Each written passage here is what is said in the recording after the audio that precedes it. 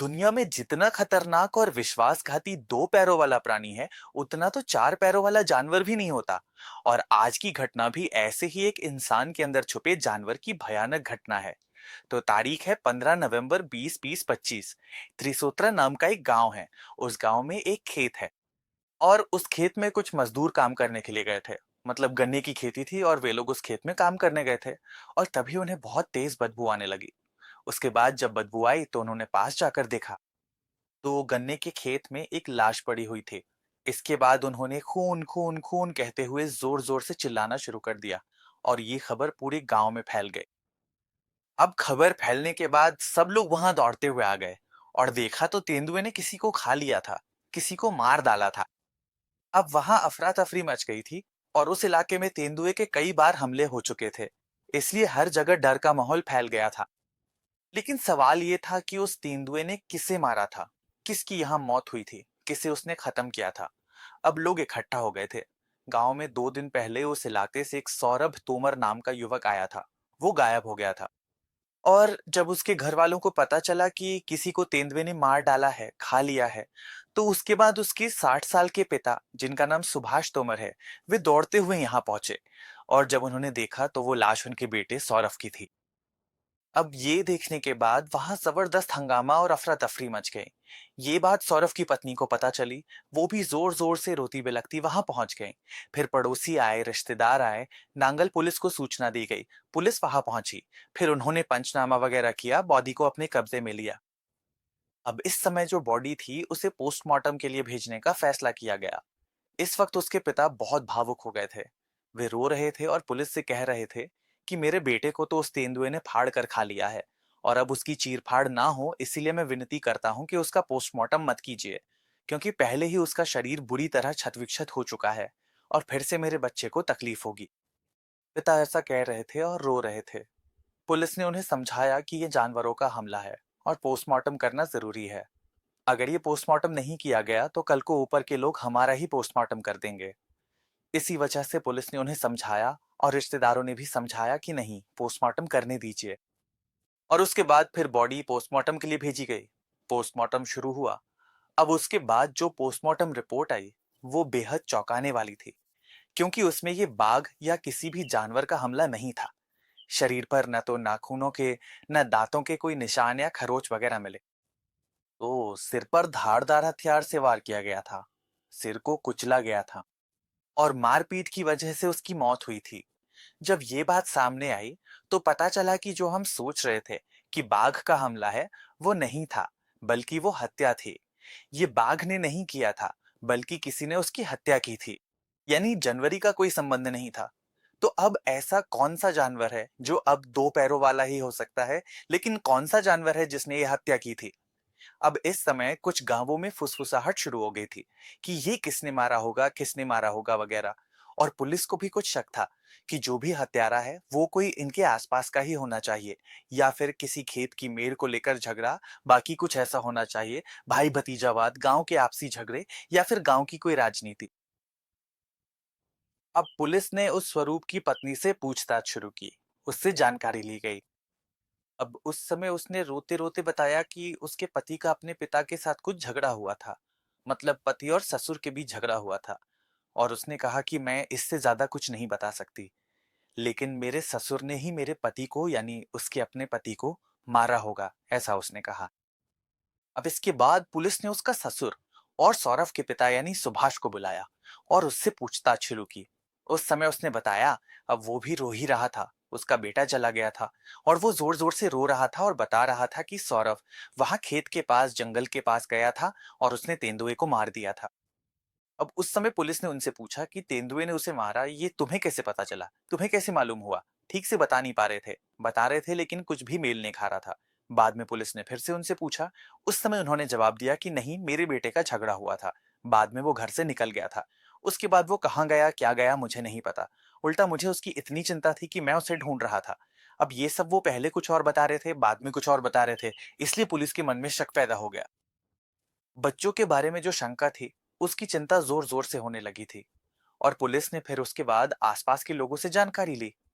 अब ध्यान दीजिए कि अपने घर में क्या चल रहा है, ये हमसे भी ज्यादा हमारे पड़ोसियों को पता होता है। और इसी वजह से पुलिस ने पड़ोसियों, रिश्तेदारों, गांव के लोगों से जानकारी ली, पूछताछ की। और इस बार दादाजी कितने घटिया और थर्ड क्लास इंसान है ये सामने आ गया था। अब पुलिस ने फिर उसका मोबाइल लोकेशन वगैरह निकाला, या वो सच में कहाँ था, क्या सच बोल रहा है, कहाँ कहाँ गया, बाकी सारे डिटेल्स उन्होंने निकाले। उस समय उसका लोकेशन वहीं का निकला जहां वो डेड बॉडी मिली थी। अब पुलिस ने उस पर खास नजर रखी और उसे हिरासत में ले लिया और उससे और भी गहराई से पूछताछ शुरू कर दी। उस समय फिर ये सुभाष जो है, उसका दिल जोर जोर से धड़कने लगा था। उसका मुंह सूखने लगा, शब्द अटकने लगे, वो डर गया। और उसके बाद उसने कबूल किया कि उसी ने अपने बेटे की हत्या की थी। उसने अपने बेटे की हत्या की थी। अब सवाल ये था कि उसने ये हत्या कैसे की थी। तो 12 नवंबर 2025 को, उस दिन दोपहर में सौरभ अपने खेत में गया था। वो किसी काम के सिलसिले में गया था। अब आज उसने अपने बेटे को मारने का प्लान बनाया था। उसके पास एक अवैध कट्टा था। वहां के लोगों के पास वैसे भी कट्टे वगैरह होना आम बात है, और इसी वजह से उसने भी वो कट्टा लिया था। वो कट्टा लेकर चुपचाप अपने बेटे के पीछे पीछे गया। लड़का वहां खेत में काम कर रहा था। वो उसके पीछे पीछे गया और उसने अपने बेटे पर गोली चला दी। गोली चलाई, लेकिन अब चूंकि वो 60 साल का था और उसे कट्टा चलाने की आदत नहीं थी, इसीलिए उसका निशाना चूक गया और आवाज हो गई। लड़का सतर्क हो गया। सतर्क होने के बाद वो गिरने लगा। अब लड़का उसके हाथ में था, और जैसे ही उसने सट्टा कहा, उस बाप ने पास में पड़ा फावड़ा उठाया और पीछे से उसके सिर पर मार दिया। सिर पर मारते ही उसका सिर फट गया और वो थरथराते हुए नीचे गिर पड़ा। नीचे गिरने के बाद पास में कुल्हाड़ी, फावड़ा और बाकी औजार पड़े थे। बाप ने उन्हें उठाया और लगातार उस लड़के के सिर, गर्दन और कंधे पर मारना शुरू कर दिया। इतने वार किए कि सचमुच उसका पूरा शरीर चिथड़े चिथड़े हो गया। वो खून से लथपथ हो गया। और उसका मर्डर करके उसकी लाश उसने उस गन्ने के खेत में फेंक दी और घर आ गया। घर आने के बाद वो ऐसे बर्ताव कर रहा था जैसे कुछ हुआ ही नहीं हो। इसके बाद शाम हो गई, लेकिन उसका बेटा अब तक घर नहीं आया था। अब बाप का दिल जोर जोर से धड़कने लगा। उसने अपने बेटे को फोन किया। फोन भी नहीं लग रहा था। बेटा कहाँ गया सोचकर इधर उधर हर जगह तलाश की, लेकिन वो कहीं नहीं मिला। इसके बाद अगला दिन आया। अगले दिन भी उसने खोजबीन की, लेकिन वो नहीं मिला। और फिर 14 तारीख को यही पिता पुलिस के पास गया और इस तरह की शिकायत दर्ज करवाई कि मेरा बेटा लापता है। उसने शिकायत दर्ज करवाई 14 तारीख को, और 15 तारीख को, यानी अगले दिन, ये लाश लोगों को मिली। अब इसके बाद उस पिता ने काफी नौटंकी की थी, लेकिन बाद में पुलिस ने उसकी नौटंकी का पर्दाफाश कर दिया, उसका भांडा फोड़ दिया था। इस तरह से ये हत्या हुई थी। अब 60 साल का बाप, 30 साल का बेटा। तो इस बाप ने अपने बेटे की हत्या क्यों की थी? ये बेटा उस बाप को कुछ परेशान कर रहा था? ये बेटा उस बाप को क्या मारपीट कर रहा था? ये बेटा ऐसा क्या कर रहा था कि जिसकी वजह से उस बाप ने बेटे को मार डाला? इसका बेहद चौंकाने वाला और शर्मनाक कारण सामने आया है। अब ये जो बेटा है, वो बेटा काम के सिलसिले में घर के बाहर जाया करता था। अब घर में बहू और ससुर दोनों का दुर्भाग्य देखिए। इस घर में इन दोनों के बीच नजदीकियां बढ़ गई थीं। और एक दिन उस बेटे ने अपने बाप और अपनी पत्नी को रंगे हाथ पकड़ लिया था। इसी बात को लेकर उस बाप के गुस्से में लगातार बढ़ोतरी हो रही थी। और वो ससुर ये अनैतिक काम कर रहा था, लेकिन वो अपनी गलती मानने को तैयार नहीं था। उल्टा उसे लग रहा था कि उसका बेटा उसके रिश्ते में बाधा डाल रहा है। और इसी वजह से उस बाप ने अपने बेटे को खत्म करने की योजना बनाई थी, और उसी तरीके से उसने अपने बेटे को मार डाला।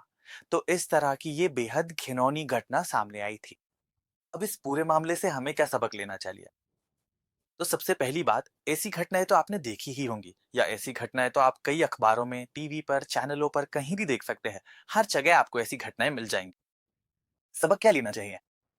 तो अगर घर में मान लीजिए किसी के दुर्भाग्य से, किसी के घर में अगर कोई ऐसा व्यवहार कर रहा हो, कोई भी, अब किस रिश्ते की बात करें, आजकल तो कलयुग है, इसलिए कौन कैसे बर्ताव करेगा, किसके साथ कैसा पेश आएगा, कौन किसकी पीठ में छुरा घोंपेगा, कौन मीठा बोलेगा और किसकी बुराई करेगा, कुछ कहा नहीं जा सकता। इसलिए अगर कोई आपके साथ भी ऐसा व्यवहार करे, तो आप टेंशन लेने की जरूरत नहीं है, क्योंकि क्या होता है, बहुत मेहनत की, बहुत प्यार किया था। मैंने भी माँ से सीखा है, जो होना है वो होता है। जो है उसे स्वीकार करना चाहिए और आगे बढ़ना चाहिए। इसलिए मैं आपको कहता हूं, अगर घर में किसी को ऐसा कोई अनुभव हुआ हो, अगर किसी का जीवन साथी या घर का कोई सदस्य या किसी के साथ ऐसा अनुभव हुआ हो, तो उस व्यक्ति के साथ बहस मत करो। पहली बात, सामने वाले की गलती है ये उसे समझाओ। अगर वो नहीं सुनता तो वहां से हट जाओ। बहस मत करो, झगड़ा मत करो। उसके बाद अगर बहस की या झगड़ा किया तो उसमें फर्क पड़ना चाहिए। अगर कोई फर्क ही नहीं पड़ता तो बेवजह पत्थर पर सिर मारने का कोई मतलब नहीं है। उसके बाद जो लोग बासनान हैं, तो असल में ऐसे लोगों को रिश्ते नाते वगैरह इन चीजों से कोई लेना देना नहीं होता। इसीलिए ऐसे लोगों के सुधरने की संभावना बहुत कम होती है। इसीलिए उम्मीद मत रखो कि वे बदलेंगे। इसके बारे में मतलब एक बार को बैल दूध दे सकता है, लेकिन ऐसे लोगों के सुधरने की संभावना बहुत कम होती है।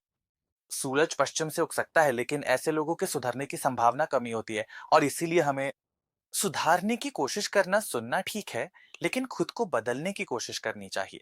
उन्हें बदलने के चक्कर में मत पड़ो, क्योंकि वे अपने ही स्वभाव से चलेंगे।